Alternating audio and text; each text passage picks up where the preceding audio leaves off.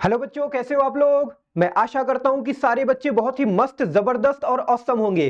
ठीक है, तो आज का जो हमारा टॉपिक है बच्चा, वो बड़ा ही बेहतरीन टॉपिक है। मैं आपको बता रहा हूं, बहुत मजा आने वाला पढ़ने में। ठीक है, तो आई होप कि आप सब लोग तैयार होंगे इस सेशन को एंजॉय करने के लिए। ठीक है, तो करना शुरू करें। बिल्कुल सर, करना शुरू करो, बहुत मजा आने वाला है। ठीक है, ओके। अब देखो बच्चा, मैंने आपको एक चीज बताया था, अगर आप नोटिस करो, हमने एक एक्टिविटी करी थी। क्या एक्टिविटी करी थी? जो हम बचपन से करते चले आ रहे हैं। एक बोतल लिया, बोतल जो खाली है उसको हमने क्या किया, पानी के अंदर डुबोना शुरू किया, सिंक करना शुरू किया। क्यों? अरे वो उसको धक्का देंगे ना पानी के अंदर तो कितना मजा आएगा। लेकिन होता क्या है बच्चा, कि जब हम उस पानी की बोतल को जो खाली है उसको जब पानी के अंदर डुबोना शुरू करते हैं ना, तो हमें क्या महसूस होता है कि जैसे नीचे से कोई धक्का दे रहा है। ऐसा महसूस होता है कि नहीं होता है? हाँ। तो मेरे साथ भी ऐसा ही हो रहा था, तो मैंने सोचा चलो एक बार चेकआउट करते हैं कि मैं डुबो रहा हूं तो नीचे से कौन धक्का दे रहा है। तो मैंने अपना हाथ उसमें डाला पानी में, और मैंने सोचा देखूं कौन है भाई। तो मेरे को पता चला उसके अंदर कोई नहीं था। तो फिर फाइनली मेरे को यह पता चला कि जो द्रव होते हैं बच्चा ना, वो क्या करते हैं, वो किसी भी वस्तु को जो उसके अंदर नीचे मतलब उसके अंदर है, उसके ऊपर एक ऊपर की तरफ फोर्स लगाता है, और इसी फोर्स को हम क्या बोलते हैं, उत्प्लावक बल बोलते हैं। ठीक है, जैसा कि मैंने आपको पिछले सेशन में बहुत ही बेहतरीन तरीके से पढ़ाया था। क्या बोलते हैं बच्चा? उत्प्लावक बल बोलते हैं। ठीक है, तो उसी उत्प्लावक बल के बारे में हम थोड़ी सी इंफॉर्मेशन यहां पे इकट्ठा करेंगे। ठीक है, तो वस्तु का भार पृथ्वी के गुरुत्वाकर्षण बल के बराबर होता है, आपको पता है। हमने एक बहुत अच्छा सा फॉर्मूला न्यूटन का पढ़ रखा है। ठीक है, क्या पढ़ रखा है? F इज इक्वल टू क्या होता है बताओ सर? mg होता है। ठीक है, तो यहां पे जो F होता है बच्चा ना, ये एक्चुअल में फोर्स होता है, और इसी फोर्स को हम क्या बोलते हैं? भार बोलते हैं। क्या बोलते हैं बच्चा? भार। तो भार बराबर क्या हो गया? वस्तु का द्रव्यमान गुणे हमारा जो पृथ्वी है उसका त्वरण हो गया, गुरुत्वीय त्वरण हो गया। ठीक है, तो इन दोनों का जो बच्चा मल्टीप्लीकेशन होता है ना, वो किसके बराबर होता है? भार के बराबर होता है। किसी भी वस्तु का जो भार होता है इन दोनों के मल्टीप्लीकेशन के बराबर होता है। ठीक है, ये बात आप सब लोगों को बहुत बेहतरीन तरीके से पता है। ठीक है, अच्छा। अब देखो, जो जो बोतल हमने ली थी, जिसको हम जिसके साथ हम मस्ती कर रहे थे, जब हमने उसको डुबोया तो हमें क्या कर रहा है, वो जो बोतल है, जो पानी है, वो उस बोतल के ऊपर की तरफ क्या लगा रहा है? बल लगा रहा है। तो इसी को हम क्या बोलते हैं? उत्प्लावक बल बोलते हैं। ठीक है, ओके। अब देखो यहां पे एक एक पॉइंट को अगर हम पढ़ें, तो पहला पॉइंट क्या है? गुरुत्व बल जो बोतल को नीचे की तरफ खींचता है। ठीक है, अच्छा। गुरुत्व बल क्या होता है? जैसे मान लो एक बहुत बड़ी बाल्टी है बच्चा, ठीक है, इस तरह से बाल्टी है, इसमें पानी भरा हुआ है। ठीक है, आपने पानी इसके अंदर भर दिया।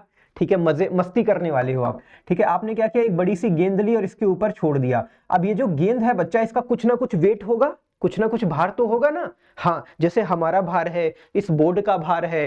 ठीक है, आप जिस चेयर पे बैठे हो उसका भार है। तो ये भार क्यों है? क्योंकि जो धरती हमारी है वो उसके ऊपर अपनी तरफ एक फोर्स लगा रही है, और उसी फोर्स को हम क्या बोलते हैं? भार बोलते हैं। ठीक है, तो अब ये देखो, द्रव है आपका, इस बाल्टी में रखा हुआ है, तो कहीं ना कहीं इसमें मैंने क्या किया, एक अपनी फुटबॉल डाल दी। ठीक है, फुटबॉल पहले मैं खेलता था, जब मैं अपने घर पे रहता था ना, तो मेरे पास एक फुटबॉल थी जिससे मैं खेलता था। तो ये जो फुटबॉल थी बच्चा ना, इसका जो वेट था वो नीचे की तरफ लगेगा। ठीक है, और इसको हम क्या नाम देते हैं बच्चा? mg नाम देते हैं। ठीक है, अच्छा। लेकिन ये जो द्रव है ना, ये भी क्या करेगा? इसको ऊपर की तरफ एक फोर्स लगाएगा। ठीक है, तो ये जो द्रव ऊपर की तरफ फोर्स लगाएगा, इसको कौन सा फोर्स बोलते हैं बच्चा? उत्प्लावक फोर्स बोलते हैं। ठीक है, क्या बोलते हैं? उत्प्लावक बल बोलते हैं, या फिर बॉयंसी फोर्स बोलते हैं। ठीक है, ये आप याद रखना। ठीक है, अब देखो, वह बल जो बोतल को ऊपर की ओर धक्का दे रहा है उसे उत्प्लावन बल कहते हैं, या उत्प्लावक बल कहते हैं, जो भी आप कहना चाहो आप कह सकते हो। ठीक है, समझ में आता है कि नहीं आता? बिल्कुल, ओके। अगला, घनत्व। अब देखो, घनत्व आज का जो मेरा बेस टॉपिक था वो घनत्व ही था। ठीक है, घनत्व होता क्या है? अगर आप एकदम प्रैक्टिकल लाइफ में जाके समझो कि घनत्व क्या होता है, तो मैंने आपको कल भी बताया था। ठीक है, पिछले वाले सेशन में भी बताया था। अभी 10 दिन पहले मैं ना एक मेले में गया था। ठीक है, मुझे कुछ खरीदना था, तो मैं वहां पे चला गया, और मैं जब वहां पे गया तो मैंने देखा बहुत ज्यादा भीड़ है वहां पे। मतलब एक आदमी से टच होके दूसरा आदमी चल रहा है, इतना ज्यादा भीड़ है। तो किसी इंसान ने बोला कि अरे यार, यहाँ पे घनत्व तो बहुत है। तो मैं समझ रहा था घनत्व, एक्चुअल में घनत्व क्या, घनत्व का मतलब क्या होता है? कि चीजें कंजस्टेड हो। ठीक है, कंजस्टेड समझते हो ना, कि चीजें पास पास हो। लेकिन जैसे ही मैं उस मेले से बाहर निकला, तो मैं क्या हुआ, मैं ऐसी जगह चला गया जहां पे लोग कम थे। तो मतलब क्या है, वहां का घनत्व तो क्या था, कम था। तो वैसे ही बच्चा जितने पदार्थ होते हैं ना उनका भी अपना अपना घनत्व होता है। अच्छा वो किसकी वजह से होता है, वहां पे तो इंसान इंसान के बीच था। लेकिन बच्चा जब कोई पदार्थ होता है ना, मान लेता हूं एक पदार्थ मेरे पास ये है और दूसरा पदार्थ मेरे पास ये है, ठीक है। अब मैं घनत्व को समझूंगा कि प्रैक्टिकल मीनिंग इसका क्या होता है, ठीक है। आपको प्रैक्टिकल मीनिंग और कंसेप्चुअलिटी के साथ अगर आप करोगे ना तभी आप कर पाओगे। तो मैंने क्या नोटिस किया बच्चा कि जो मेरा मटेरियल नंबर 1 है और मटेरियल नंबर 2 है, दोनों में मैं अगर डेंसिटी को कंपेयर करूं तो मैंने क्या नोटिस किया कि ये जो एटम से मिलके बना है इसके एटम बहुत पास पास हैं, ठीक है। इसके एटम क्या है बच्चा, बहुत पास पास है। और इन छोटे छोटे एटम से मिलके ये क्या है, बना हुआ है, ओके। अच्छा उसके बाद अगर मैं इसकी बात करूं तो मैंने देखा कि इसके जो एटम है वो थोड़ी दूरी दूरी पे है, ठीक है। क्या है, दूरी दूरी पे है। तो अब आप मेरे को बताओ घनत्व तो किसका ज्यादा हुआ, इसका हुआ या फिर इसका हुआ। अरे सर जहां पे भीड़ ज्यादा है उसका घनत्व ज्यादा होगा, जहां पे भीड़ कम है उसका घनत्व कम होगा। अब इसी बात को रेफरेंस मान के आप मुझे बताओ, ठोस, द्रव और गैस, ठीक है, सबसे ज्यादा घनत्व किसका होगा। अगर आपको आता है ना तो कमेंट करके बताओ, कॉन्सेप्ट ये वाला यूज करना, ठीक है। तो आप देखोगे कि जो ठोस होते हैं वो क्यों ठोस होते हैं, क्योंकि उनके जो परमाणु होते हैं, जो अणु होते हैं वो आपस में कनेक्टेड होते हैं और बहुत पास पास होते हैं, इसलिए हम उनको ठोस बोलते हैं। इसका मतलब क्या हुआ कि जो ठोस का घनत्व है ना वो द्रव से ज्यादा होगा और गैस से भी क्या होगा, ज्यादा होगा, ठीक है।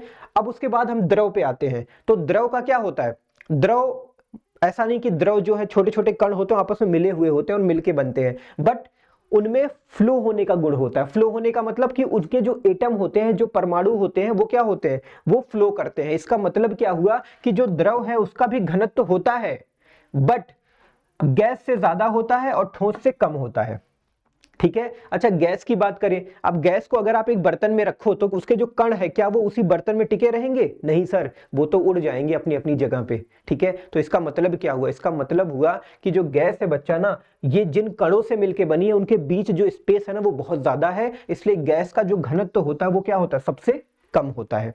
बात समझ में आती है कि नहीं आती है। तो सबसे ज्यादा घनत्व किसका हुआ, ठोस का, सबसे कम द्रव का और सबसे कम किसका हुआ, गैस का हुआ। आया ना, आसान था ना, बहुत आसान था। ये था आपका प्रैक्टिकल मीनिंग डेंसिटी का। अब हम इसको थोड़ा सा प्रोफेशनली पढ़ेंगे तो उसके अकॉर्डिंग मैं आपको क्या बताऊंगा। देखो किसी पदार्थ का घनत्व उसके एकांक आयतन के द्रव्यमान को कहते हैं। एकांक आयतन क्या होता है, जैसे मान लेता हूं ये एकांक आयतन है, ठीक है। आयतन तो फिक्स होता है ना, हाँ। अब इस एकांक आयतन में अगर आप ठोस भर दोगे, ठीक है, तो उसका जो द्रव्यमान होएगा वो कितना होगा, ज्यादा होएगा, ठीक है। इसी एकांक आयतन में अगर आप वाटर भर दोगे, ठीक है, वाटर भर दोगे तो उसका भी जो एकांक जो द्रव्यमान होगा वो भी ज्यादा होगा, ठीक है। लेकिन अगर इसी एकांक आयतन में आप गैस भर दो, ठीक है, तो उसका भी द्रव्यमान क्या होगा, कुछ ना कुछ होगा, ज्यादा नहीं होगा। तो कहीं ना कहीं इस एकांक आयतन में जो ठोस होगा उसका द्रव्यमान सबसे ज्यादा होगा, उससे कम द्रव का होगा और सबसे कम किसका होगा बच्चा, गैस का होगा, ठीक है। तो अगर कोई पूछे कि घनत्व क्या होता है तो आप बोल सकते हो कि किसी पदार्थ का घनत्व वह द्रव्यमान है जो एकांक आयतन में आ जाता है, ठीक है। जो एकांक आयतन में जितना द्रव्यमान आ जाता है उस पदार्थ का क्या कहलाता है, घनत्व कहलाता है, ठीक है, ओके। तो इसके लिए फॉर्मूला क्या हो गया, घनत्व बराबर क्या होता है, द्रव्यमान बटे आयतन। मतलब एकांक आयतन में कितना द्रव्यमान आता है उसको हम किससे शो करते हैं, घनत्व से शो करते हैं, डेंसिटी से शो करते हैं, ठीक है। आसान था ना, ओके, ठीक है। उसके बाद देखो घनत्व का मात्रक क्या होता है, मात्रक कैसे हम निकालेंगे, ठीक है। अब देखो सिंपल है इसका, देखो पहले फॉर्मूला देखो आप क्या है, घनत्व बराबर क्या होता है, देखो घनत्व बराबर मैंने अभी लिखा ना कि घनत्व बराबर m फॉर द्रव्यमान और नीचे क्या होगा, वॉल्यूम, ठीक है। द्रव्यमान बटे वॉल्यूम। अच्छा द्रव्यमान का मात्रक क्या होता है बच्चा, सर किलोग्राम होता है, ठीक है, ओके। तो मैंने यहाँ पे किलोग्राम लिख दिया। अच्छा जो वॉल्यूम होता है आयतन का, आयतन का वो यूनिट क्या होता है सर, मीटर क्यूब होता है, तो यहाँ मैंने मीटर क्यूब लिख दिया। तो फाइनली मैंने क्या देखा कि जो घनत्व है उसका जो क्या है, यूनिट जिसमें वो नापा जाता है क्या है, केजी मीटर क्यूब है।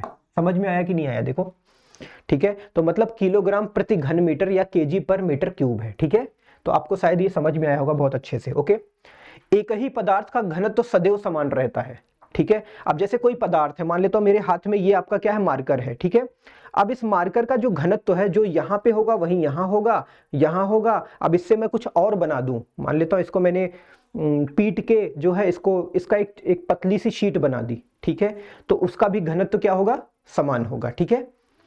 ठीक है, मान लेता हूं इससे मैंने कुछ और बना दिया, या फिर इसको किसी और काम में इस्तेमाल लेना शुरू किया, इसको कट करके कहीं और सेट कर दिया, या कुछ और इस तरह से बना लिया। तो ये जो जिस पदार्थ का बना है बच्चा ना, ये जो पदार्थ, जिस पदार्थ से ये बना है उसका घनत्व तो क्या होगा, हर जगह सेम होगा, उसमें कोई भी बदलाव नहीं आएगा। जैसे मान लेता हूं, अभी सोच के देखो ना, मेरे सामने ग्लास का पानी रखा हुआ है, तो पानी जो है, अब ये जो पानी है इसका जो घनत्व है वो हमेशा यही रहेगा, चाहे आप इसको कहीं भी लेके चले जाओ। या फिर ये जो पानी है इसका घनत्व जो फिक्स है, चाहे आप यहाँ का पानी पियो, चाहे आप जम्मू कश्मीर का पानी पियो, कहीं का पियो, ठीक है। समझ में आता है कि नहीं। तो जो एक ही पदार्थ का जो घनत्व होता है बच्चा ना, वो क्या होता है, सदैव समान रहता है, इसमें कोई भी परिवर्तन नहीं आता है। ओके, उसके बाद है किसी पदार्थ का घनत्व उसका एक लाक्षणिक गुण होता है। जैसे आप सोचो ना, आपके अंदर बहुत सारी क्वालिटीज हैं, ठीक है, तो वो जो क्वालिटीज हैं वो आपकी खुद की हैं, ठीक है। वैसे ही जितने पदार्थ होते हैं ना, अपनी उनकी खुद की क्वालिटी होती है, तो वही क्या होता है, उनको रिप्रेजेंट करता है कि हाँ यार ये बंदा ऐसा है इसलिए ये ऐसा है, ठीक है। हाँ। तो लाक्षणिक गुण होता है, प्रॉपर्टी होती है। अब ऐसा नहीं कि जो पानी का द्रव्य, जो पानी का घनत्व है वही आपका मिट्टी के तेल का घनत्व हो या फिर पेट्रोल का घनत्व हो, क्यों, क्योंकि वो उसकी पर्टिकुलर प्रॉपर्टी है। तो वैसे ही घनत्व क्या होता है, लाक्षणिक गुण होता है, किसी भी पदार्थ का अपनी खुद की प्रॉपर्टी होती है घनत्व, ठीक है। ओके, उसके बाद क्या होता है, अलग अलग पदार्थों का घनत्व भी क्या होता है, अलग अलग होता है। अब हो सकता है पानी का घनत्व कुछ हो, पेट्रोल का घनत्व कुछ और हो, डीजल का घनत्व कुछ और हो, ठीक है। और जैसे और भी एग्जाम्पल ले लो, बहुत सारे एग्जाम्पल है, ठीक है, बहुत सारी चीजें हैं, ठीक है, जिनका घनत्व तो क्या होता है, अलग अलग होता है, ठीक है। तो इसमें कोई भी डाउट नहीं करना है, बड़ा सिंपल है ये, बहुत सिंपल है सर, ठीक है। तो घनत्व को समझो। अच्छा, वो मेले वाली जो कहानी सुनाई थी ना, उसको हमेशा दिमाग में रखना, वो आपके कंसेप्ट को क्लियर करेगा, आपको पता चलेगा कि कैसे हम घनत्व को एक्चुअल में सोच सकते हैं, ठीक है। सोचना बहुत बड़ी बात होती है। ओके, उसके बाद है किसी पदार्थ का जो घनत्व होता है ना, उस पदार्थ की शुद्धता की जांच में सहायता करता है, ठीक है। देखो, जैसे घनत्व जो होता है वो शुद्धता की जांच कैसे करता है, मैं आपको बताता हूं। जैसे पहले दूसरा पॉइंट पढ़ो, सोने का घनत्व कितना होता है, 19,300 kg पर मीटर क्यूब होता है, जबकि पानी का घनत्व 1000 kg पर मीटर क्यूब होता है। इसका मतलब क्या हुआ, इसका मतलब 1 मीटर क्यूब में आपका 19,300 किलो सोना जो है क्या होगा, एंट्री मार जाएगा, ठीक है। लेकिन अगर उसी 1 मीटर क्यूब में मैं पानी डालूं तो वो कितना आएगा, 1000 kg आएगा। तो इसका मतलब यहीं से क्रॉस वेरिफिकेशन आप कर सकते हो कि जो सोने का घनत्व होता है वो कितना होता है, 19,300 kg पर मीटर क्यूब होता है, और जो पानी है उसका घनत्व कितना होता है, 1000 kg पर मीटर क्यूब होता है। समझ में आया कि नहीं आया। हाँ, ओके, नेक्स्ट। अब क्या है कि घनत्व को समझने के लिए हम एक उदाहरण लेते हैं। कौन सा उदाहरण, जैसे ये है, ठीक है, मैंने आपको बता दिया, वैसे इसमें ज्यादा टफ नहीं है, ठीक है, बहुत सिंपल है। हमने दो एक ही आकार के ब्लॉक लिए, एक लोहे की और दूसरी प्लास्टिक की, जिनका आयतन 111 इतना था, ठीक है, परंतु इनके द्रव्यमान में अंतर है, ठीक है। लोहे वाले ब्लॉक का जो द्रव्यमान है वो 25 ग्राम है, और प्लास्टिक वाले ब्लॉक का जो द्रव्यमान है वो कितना है, 10 ग्राम है। तो ये जो बात ये कह रहे हैं, इससे हमें पता चलता है कि घनत्व एक्चुअल में अलग अलग या इंडिविजुअल कैसे होता है, ठीक है ना। आया हुआ, क्लियर हुआ ना, बहुत सिंपल लिखी हुई बातें, इनको पढ़ लो आप। अब यह कहा जाएगा कि लोहे का घनत्व प्लास्टिक की तुलना में अधिक है और प्लास्टिक का घनत्व लोहे की तुलना में कम है। कितना आसान है, सोचो, समझना कितना आसान है, ठीक है। तो आई होप कि आपको घनत्व में अब कोई भी डाउट नहीं होगा, ठीक है। हाँ, और डाउट होना भी नहीं चाहिए, अगर होता है तो मेरे को कमेंट करके बताना, ठीक है। Okay, next. अब उसके बाद हमारा आता है आर्किमिडीज का सिद्धांत, ठीक है। देखो, एक बहुत बड़े वैज्ञानिक थे आर्किमिडीज, उन्होंने जो पानी है उसमें जब चीजें तैरती हैं या डूबती हैं, इसके ऊपर बहुत बड़ा एक रिसर्च करा, ठीक है। और उस रिसर्च के थ्रू उन्होंने क्या किया, एक थ्योरी को प्रतिपादित किया, जिसको हमने नाम दिया आर्किमिडीज का सिद्धांत, ठीक है। क्या है ये सिद्धांत, थोड़ा सा समझो। ये बोलते हैं कि जब कोई वस्तु को किसी तरल में पूर्णतः या अंशतः डुबाया जाता है, अब देखो, मान लेता हूं मेरे पास एक बहुत बड़ी बाल्टी है, ठीक है, ठीक है। अब मैंने इसमें क्या किया बच्चा, पानी भर दिया, ठीक है, पानी का ही एग्जांपल लेते हैं, वाटर सबसे बेस्ट एग्जांपल है, ठीक है। अब मैंने क्या किया, इसमें गेंद डाल दी, ठीक है। तो मान लेता हूं ये जो गेंद है वो आधी डूबी हुई है। कितना डूबी हुई है? आधी। ठीक है, देखो इसका ऊपर वाला पोर्शन ये है और थोड़ा जो पोर्शन है वो नीचे डूबा हुआ है। इसका मतलब हुआ अंशतः। अंशतः मतलब कुछ आंशिक रूप से, कुछ पार्ट। अंशतः का मतलब ये होता है। तब वस्तु ऊपर की तरफ लगने वाले एक बल का अनुभव करती है। देखो जब ये इतना डूबी है तो इस वस्तु के ऊपर एक फोर्स ऊपर की तरफ लग रहा होगा। ठीक है, यह बल वस्तु द्वारा विस्थापित तरल के भार के बराबर होता है। समझे कि नहीं समझे? नहीं। देखो ये जो आपकी गेंद है, इसने ये क्या है? थोड़ी सी डूबी हुई है। अब जितनी दूर ये डूबी हुई है उतने दूर में जो पानी आएगा बच्चा ना, अगर आप उसका भार निकालोगे ना तो वही भार जो होगा वो नीचे उतना फोर्स के बराबर होगा। कितना आसान है।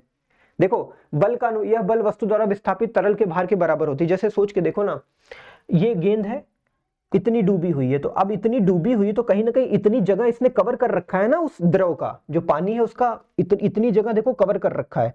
अब इतनी जगह में जितना पानी आएगा अगर आप उसका भार नापोगे तो वही भार जो होगा ना बच्चा, वही वो बल होगा जो इसको नीचे से ऊपर की तरफ धक्का दे रहा है। ठीक है ना? तो ये आर्किमिडीज का सिद्धांत है, इन्होंने ये बात बताई थी, तो इसलिए इसका नाम भी आर्किमिडीज का सिद्धांत ही पड़ गया। ठीक है, आई होप कि आपको समझ में आया होगा। ठीक है, तो इस तरह से हम पता कर सकते हैं कि हमारा जो उत्प्लावन बल है किसी वस्तु पे कितना लग रहा है, अगर कोई वस्तु द्रव या तरल में डूबी हुई है तो। ओके, उसके बाद है यह पदार्थों का आपेक्षिक घनत्व ज्ञात करने में उपयोगी होता है। अब क्या होता है, इससे हम घनत्व भी क्या कर सकते हैं? ज्ञात कर सकते हैं। उसके बाद यह जलयानों और पनडुब्बियों के डिजाइन बनाने में प्रयोग किया जाता है। कैसे? अब उनको पता होता है ना कि नीचे किस टाइप का मटेरियल लगाना है। ठीक है, कितना डूबा होना चाहिए, जितना डूबेगा उतना ही बल जो है नीचे से ऊपर की तरफ लगेगा, तो उसके अकॉर्डिंग ऊपर कितना स्ट्रक्चर बनाना चाहिए, ये सारा कंक्लूजन जो है ना वो आर्किमिडीज सिद्धांत के थ्रू हम क्या कर सकते हैं? निकाल सकते हैं। ठीक है, सोचो कितना बड़ा सिद्धांत बन गया, पूरी की पूरी इंडस्ट्री खड़ी हो गई इसी के ऊपर। हाँ, कितना मतलब बाय गॉड मजा आ गया।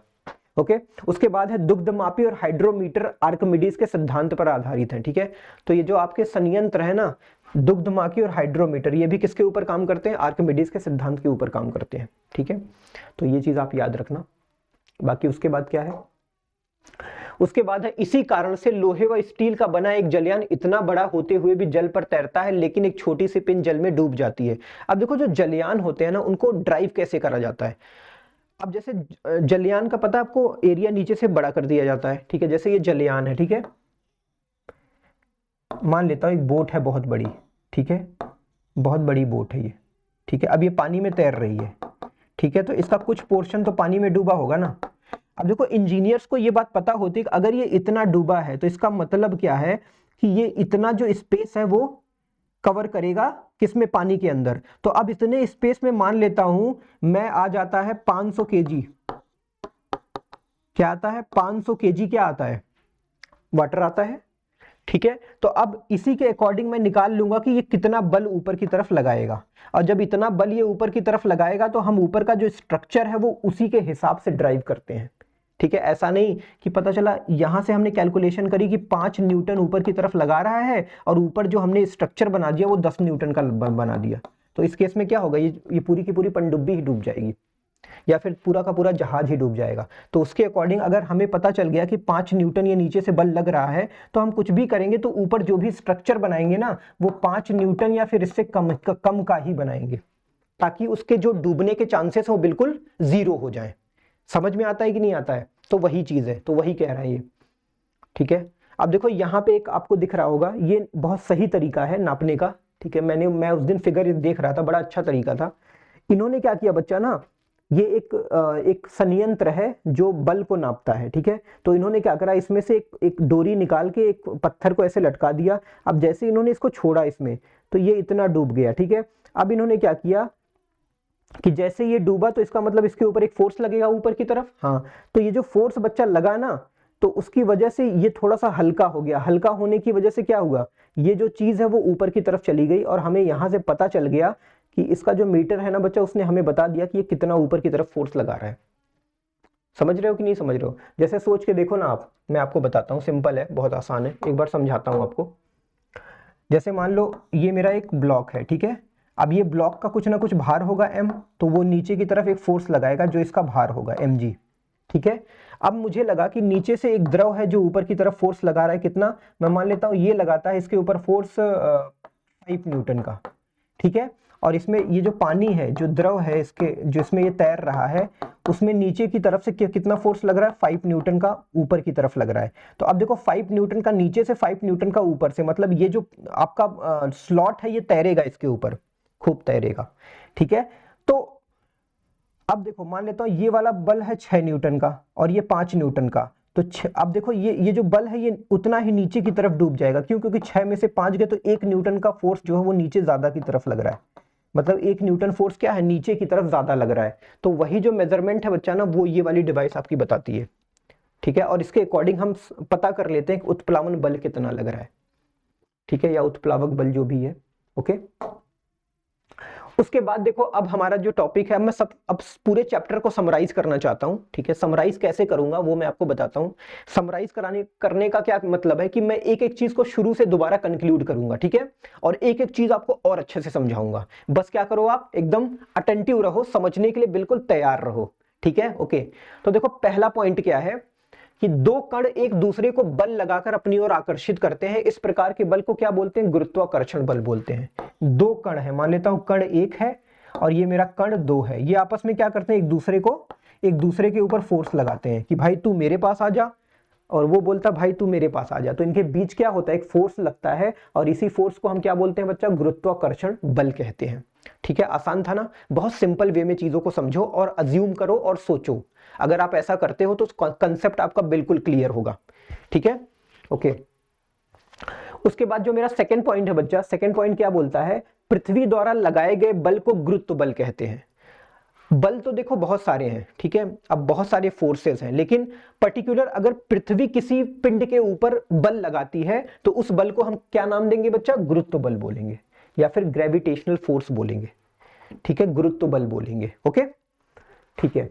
नेक्स्ट, अब देखो गुरुत्वाकर्षण बल वस्तुओं के द्रव्यमानों के गुणनफल के अनुक्रमानुपाती होता है। अब ये वाला जो पॉइंट है बच्चा, इसको समझने के लिए कुछ नहीं करना है, आपको बस एक फॉर्मूला दिमाग में सेट करके रखना है। वो फॉर्मूला कौन सा है सर, देखो ये फॉर्मूला हमने पढ़ा नहीं था, F is equal to G m1 m2 upon R square, ठीक है, ये फॉर्मूला आपने पढ़ा था, शुरू में मैंने पढ़ाया था, ठीक है। अब देखो यहाँ पे जो पहला स्टेटमेंट क्या बोल रहा है कि गुरुत्वाकर्षण बल वस्तु के द्रव्यमानों के गुणनफल के अनुक्रमानुपाती होता है। तो ये जो फोर्स है बच्चा, मेरा फोर्स, ये किसके अनुक्रमानुपाती है, m1 और m2 के, ठीक है, वही बात वो स्टेटमेंट में बोल रहा है, ठीक है, m1 और m2, यही बात ये स्टेटमेंट में बोल रहा है, ओके। नेक्स्ट क्या बोल रहा है, उनकी बीच की दूरी के वर्ग के व्युत्क्रमानुपाती होता है। अब जैसे यहाँ पे दो पिंड रखे हुए हैं, ठीक है, पिंड 1 है और ये पिंड 2 है, तो इनके बीच का अगर डिस्टेंस कितना है बच्चा, d है, तो इनके बीच का जो डिस्टेंस है ना, उसके वर्ग के व्युत्क्रमानुपाती होता है। इसका मतलब हुआ कि f अनुक्रमानुपाती 1/d², कितना, f अनुक्रमानुपाती 1/d², वही बात ये बोल रहा है, देखो दूरी के व्युत्क्रमानुपाती होता है। चीज समझ में आ रही ना। जिन दो वस्तुओं के बीच यह बल लगता है, कोई पिंड गुरुत्व बल अपने केंद्र से लगाता है। अब सिंपल सी बात है, देखो ये चीज समझने के लिए आपको थोड़ा सा अच्छे से समझना पड़ेगा। जैसे ये है और एक पिंड ये है, ठीक है, तो ये जो बच्चा फोर्स लगता है ना, ये इनके केंद्र से लगता है, ऐसा नहीं इन दोनों के बीच लग रहा है, इस वाले पॉइंट से इस वाले पॉइंट तक नहीं लगता। ये बल कौन सा, गुरुत्व बल, ये इस वाले पॉइंट से और इस वाले पॉइंट के बीच लगता है। ये बहुत ही माइनर बात है, ठीक है, बट अगर आप इसको जानोगे तो आप एडवांस लेवल पे रहोगे, ठीक है। बहुत माइनर बात है ये कि हमेशा किसके पिंडों के सेंटर से लगता है बल, ठीक है, जो उनका मेन सेंटर होता है वहां से लगता है, ठीक है। समझ में आता है कि नहीं आता है, बिल्कुल आता है सर, इसमें कोई डाउट नहीं है, ठीक है।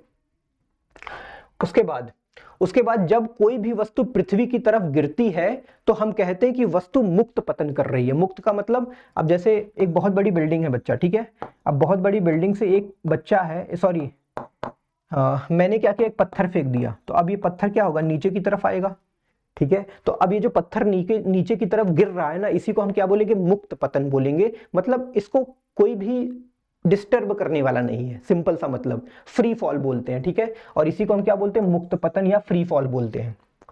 Got it my point, okay. Next, मुक्त रूप से गिरते हुए पिंड के गुरुत्व बल के कारण उत्पन्न त्वरण को गुरुत्वीय त्वरण कहते हैं। सिंपल सी बात है यार, ये तो बड़ा आसान है। ठीक है, अब ये छोटी मोटी बातें हैं, ठीक है, मैं आपको रिवाइज करवा रहा हूं। अब ये पिंड बच्चा, इस बच्चे ने इस पत्थर को फेंका, अब ये पत्थर जो है नीचे की तरफ गिरेगा, बिल्कुल गिरेगा सर। तो इसमें क्या होगा, एक त्वरण क्रिएट होगा। अच्छा, ये त्वरण है किसकी वजह से? ये जो त्वरण यहाँ पे बन रहा है वो कौन कौन बना रहा है सर? धरती बना रही है, अर्थ बना रही है। तो इसलिए इस त्वरण को हम क्या बोलेंगे? गुरुत्वीय त्वरण बोलेंगे। क्यों? क्योंकि ये पृथ्वी की वजह से हो रहा है। ठीक है, इसका कारण कौन है? पृथ्वी है, इसलिए हम इस त्वरण को गुरुत्वीय त्वरण बोलेंगे। समझ में आता है कि नहीं आता? बिल्कुल आता है। Okay, next. हाँ ठीक है, उसके बाद ये वाला टॉपिक है, द्रव्यमान वस्तु में उपस्थित कुल पदार्थ की मात्रा होती है। अब जैसे मेरी बॉडी है, ठीक है, मेरी बॉडी है, ठीक है, अब इस बॉडी के अंदर क्या है? पूरा का पूरा एकदम ऊपर से लेकर मटेरियल भरा हुआ है, मांस है, खून है, ठीक है, बहुत सारा। ठीक है, तो इसके अंदर जितना द्रव्यमान है वही क्या है? जितनी मात्रा है, ठीक है, जितनी मात्रा है पदार्थ की, उसी को हम क्या बोलते हैं? द्रव्यमान बोलते हैं। क्या बोलते हैं बच्चा? द्रव्यमान बोलते हैं। ठीक है, आप हो, आपकी बॉडी है पूरी, अंदर पूरा मटेरियल भरा हुआ है, ठीक है, खून है, मसल्स हैं, ठीक है, आंख है, गुर्दा, जितना भी मटेरियल आपके अंदर है क्या है? वो द्रव्यमान है। क्या है बच्चा? द्रव्यमान है। ठीक है, अच्छा, यह वस्तु के जड़त्व की माप होती है। ठीक है, भार किसी वस्तु पर लगने वाला वह बल है जिससे पृथ्वी किसी वस्तु को अपने केंद्र की ओर खींचती है। सिंपल सी बात है। अब जैसे ये मेरा अर्थ है, ठीक है, समझो, बहुत आसान है। अब ये आप यहाँ पे बैठे हुए हो, ठीक है, अब क्या होगा?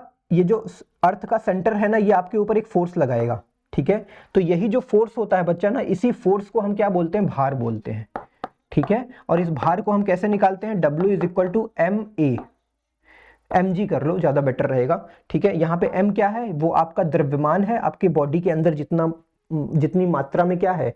पदार्थ है, और उसमें g का गुणा कर दो। g क्या होती है? उस अर्थ का क्या होता है? गुरुत्वीय त्वरण होता है। ठीक है, तो ये मल्टीप्लिकेशन से आपका क्या निकलेगा? भार निकलेगा। और ये जो भार होता है ना, वो क्या होता है? आपके ऊपर वही फोर्स होता है जो अर्थ आपके ऊपर लगाती है।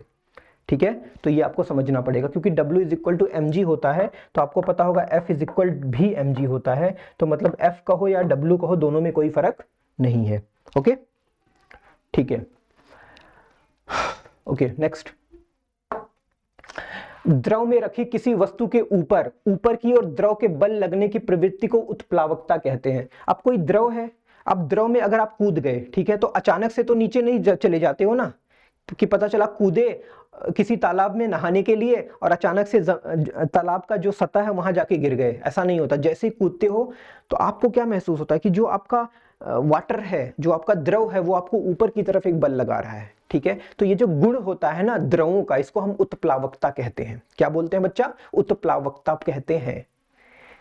ओके, ठीक है, अब यहाँ पे क्या है? जी समानुपातिक रूप से स्थिर है और ब्रह्मांड के सभी स्थानों पर इसका मान समान रहता है, इसलिए इसे सार्वत्रिक गुरुत्वीय स्थिरांक कहते हैं। इसका मान कितना होता है? 6.673 multiply 10 to the power -11 newton metre square KG की पावर -2।